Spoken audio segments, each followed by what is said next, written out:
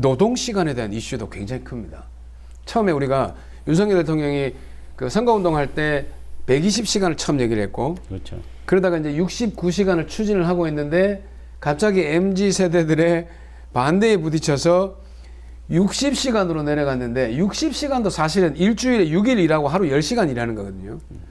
지금 주 4일제를 논하는 나라가 있는데 요거에 대해서 굉장히 반대 여론이 심한데. 뭐 그렇죠. 어떻게 계산하는가에 따라 연속 노동을 뭐 어떻게 하느냐에 따라서 저는 그게 더 늘어날 수 있는 부분들도 있고 계산 방법에 따라서 다 달라질 수도 있는 거여서 그 계산은 냉정하게 좀 더 해봐야 되는 거고 네, 아마 저런 여러 가지 SNS나 이런 데 보면 그 계산 방법이 굉장히 기상천외한 방식으로 근데 사업주가 정말 마음만 먹으면 완전히 정말 노동자들을 완전히 정말 시쳇말로 맛이 가버리게 할 수도 있다. 이런 것들이 사실 우려가 많은 거죠. 그런 것들이 MZ세대들 사이에 SNS를 타고 공유되면서 지금 이 문제가 불거지고 있고 그것에 대해서 지금 대통령이 사실은 백기투항을 한 겁니다.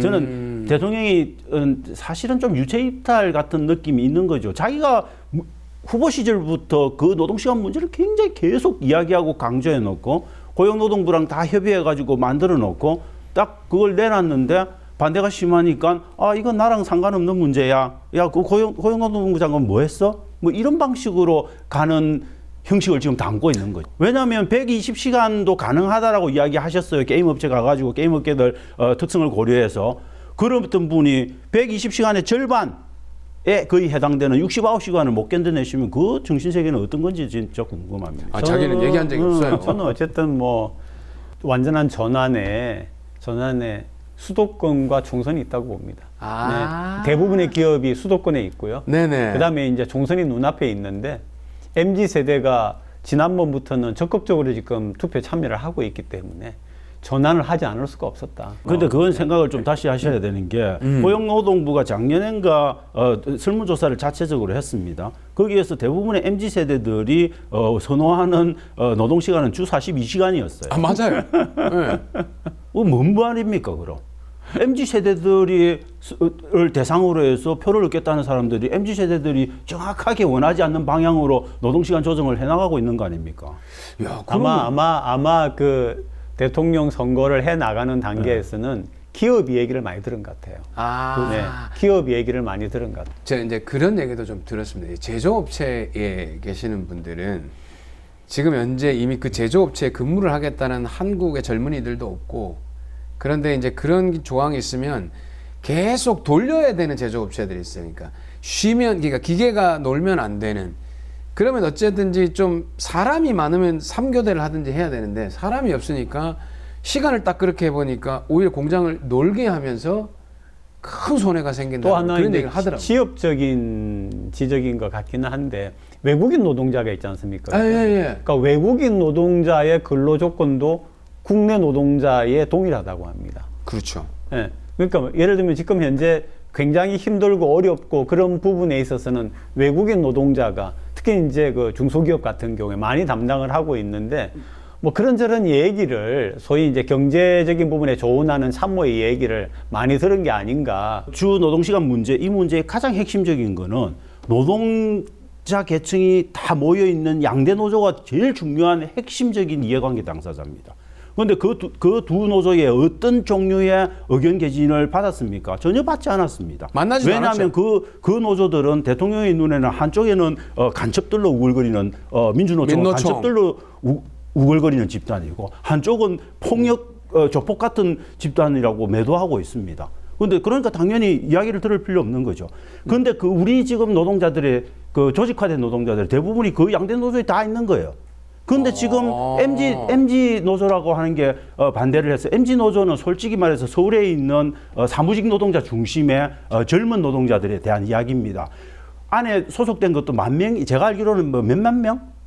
되게 소규모인 겁니다. 그렇죠. 10,000명도 안 되는 걸로 저는 알고 있는데 그런 분들의 의견은 듣고 실제로 정말 핵심적인 이해관계 당사자 그룹에 대해서는 어떤 의견도 듣지 않고 이 문제를 결정하고 계신 겁니다. 이게 정말 국가를 이끌 지도자가 해야 될 어떤 태도냐? 저는 전혀 아니라고 보는 거죠. 예를 들면은 이제 YS나 DJ 같은 경우는 지금과는 다른 국내적인 상황이지만 그때는 지금보다 훨씬 단순한 부분인데 그래도 수십 년간 정치를 하면서 많은 얘기를 들어오는 네. 그런 정치인으로서 학습이 그래도 상당했다고 생각을 하고 그렇기 때문에 YS 같은 경우에도 뭐 여러 가지 업적들을 만들었고 마지막에는 좀 힘들게 됐지만은 DJ 같은 경우에도 그런 업적들을 만들었는데 어쨌든 뭐 우리 국민들이 뽑아 놓았지만 계속 학습이 진행 중인 아니 근데 학습을 제대로 학습이 못하고 계신 거예요. 문제는 학습이 세계의 경향이 가는 정확하게 반대 학습을 받았든지 왜냐하면 세계 경향은 지금 노동시간을 줄여나가고 있습니다. 프랑스는 얼마나 많이 줄이고 있습니까? 주 38시간 뭐 이렇게 줄여나가고 있는데 OECD에서 맨 꽁치하고 있는 거의 꽁치하고 있는 우리나라는 거꾸로 아닙니다. 4위입니다. 4위. 뒤에서 4위입니다. DS 사이. 거의 꽁치죠. OECD 국가가 30몇 개 아닙니까? 그 중에서 DS 사이하면 거의 꽁치라고 봐야 되는데. 근데 그런 거는 거꾸로 지금 60시간, 70시간으로 달려가고 있으니까 세계 사람들이 보기에는 얼마나 우습겠습니까? 그렇겠네요. 수출 6위하고 경제 10위 대국이 왜 저렇게 갈까? 그러니까 호주나 이런 데서 지금 우리를 되게 과로사 이야기를 하면서 웃기게 보는 겁니다. 과로사를 영어로 KWA 이렇게 해가지고 예. 과로사 이게 이제 고유명사가 됐어요. 이건 어쨌든 정말 뭐- 미칠 일인 거죠. 그 주변에 계시는 분들은 그런 얘기를 많이 한다고 하더라고요. 와, 역시 머리가 좋아가지고 빨리빨리 학습이 진행 중이시라고 하는데 학습이 진행 중입니다. 아니 근데 이제 저는 이게 노동 시간이라는 게 그냥 노동 시간으로 의미가 있는 게 아니라 회사에 있는 시간이 길어지면 육아를 못 합니다. 출생률과도 연관이 있어요. 왜냐하면 그렇죠. 대부분 다 맞벌이를 하는데 네. 회사에 있는 시간이 줄어야 아이를 낳고 기를 수가 있거든요. 근데 출생률 얘기는 이렇게 하면서 이게 연관돼 있다고 왜 생각을 못 했을까? 이런 생각을 좀 듭니다.